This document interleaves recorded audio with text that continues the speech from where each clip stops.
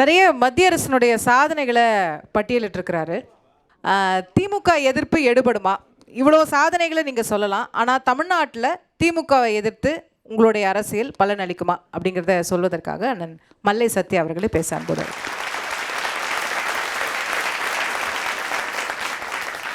தீவிர திமுக எதிர்ப்பை மோடி எடுத்திருக்கிறார். அது எப்படி பார்க்கணும் அப்படின்னா, ராஜாதி ராஜ மார்த்தாண்ட ராஜகுலத்துவங்க இந்திய நாட்டுடைய பேரரசர் மோடி அவர்கள் அறிவித்து விட்டார், திமுகவை தடை செய்கிறோம். அவர்கள் கொள்ளையடித்திருக்கின்ற பணத்தை எல்லாம் தமிழ்நாட்டு மக்களுக்கு வழங்குகிறோம் என்று நந்தனத்தில் பேசியிருக்கிறார். இப்போ நம்ம கேட்குறது இதுதான். முதல் தேர்தலில் நீங்கள் நிற்கும்போது இந்தியாவுடைய பணமெல்லாம் சுவிஸில் இருக்குது, அதை மீட்டு கொண்டு வந்து 15 லட்ச ரூபாய் ஒவ்வொருடைய வங்கி கணக்கிலும் போடுவேன்னு சொன்னீங்களே,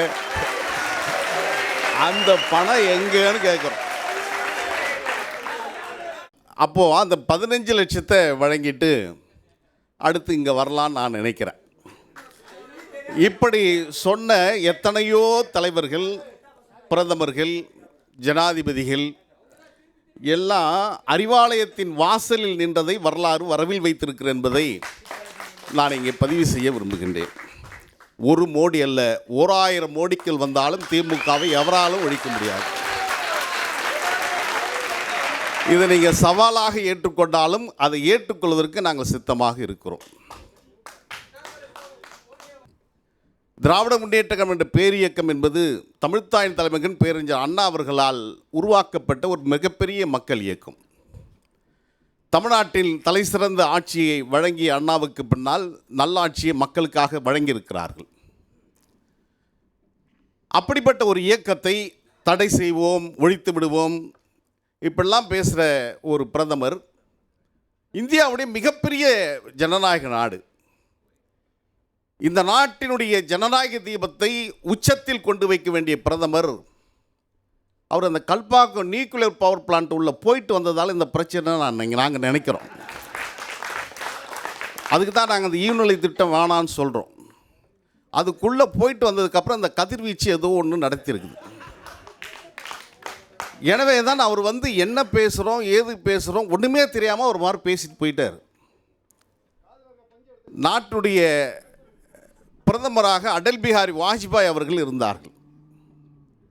அவர் வந்து அற்புதமான ஒரு கவிஞர்.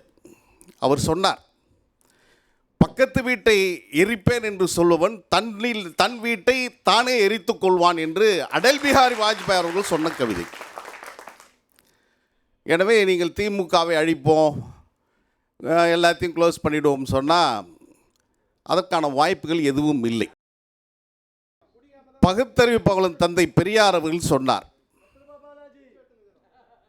என்ன சொன்னார் அப்படின்னா, உன்னுடைய எதிரி உன்னை விமர்சிக்கிறான் என்று சொன்னால் நீ சரியான பாதையில் சென்று கொண்டிருக்கிறாய் என்று பொருள் என்று சொன்னார்.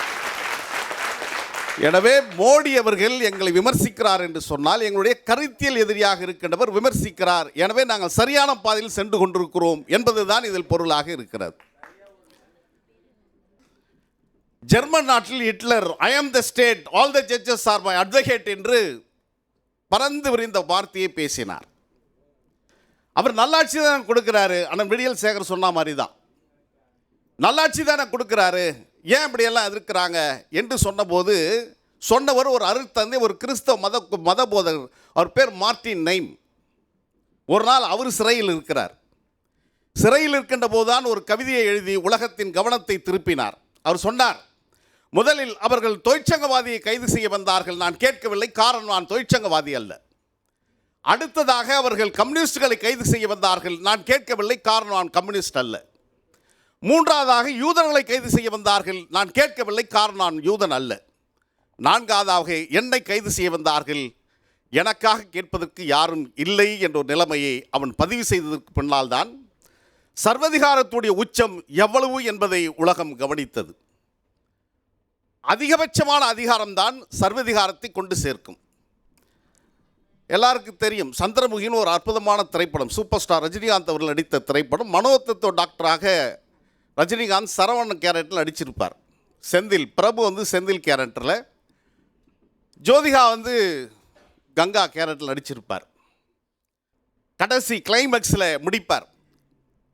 ஒரு வளையத்தில் எடுத்து போய் காட்டுவார், பார் உன் மனைவி கங்காவை பார், இன்னும் கொஞ்ச நேரத்தில் அவர் முழுமையாக சந்திரமுகியாக மாறப்போவதை பார் என்று டாக்டர் சரவணன் சொல்வார். என்ன கொடுமை சரவணன் இது அப்படின்னு என்ன கேட்பாரு. கொடுமை சார் இது. பார், எங்கள் நாட்டுடைய பிரதமர் சர்வதிகாராக மாறிக்கொண்டு வருகின்ற அந்த காட்சியை பார் என்று சொல்கின்ற விதத்தில் தான் ஒரு சர்வதிகாரம் உச்சத்தில் சென்று கொண்டிருக்கிறது. கவலை அளிக்கிறது. அண்ணன் சொன்னார், என்ன பண்ணீங்க, என்ன திட்டங்கள் கொண்டு வந்தீங்க? 5 வருஷத்துக்கு முன்ன அடிக்கல் நடந்ததுக்கு 5 வருஷம் கழித்து சுக்லாமிரதம் சசிவிரதம் பிரம்மோன்னு சொல்லி போட்டு ஒரு கல் வைக்கிறது 5 வருஷம் ஆகியிருக்கிறதே. இதுதான் உங்களுடைய மிகப்பெரிய சாட்சிகள். அடுத்ததாக அவர் வந்தார், சென்னைக்கு வந்தார், திருநெல்வேலிக்கு போனார்.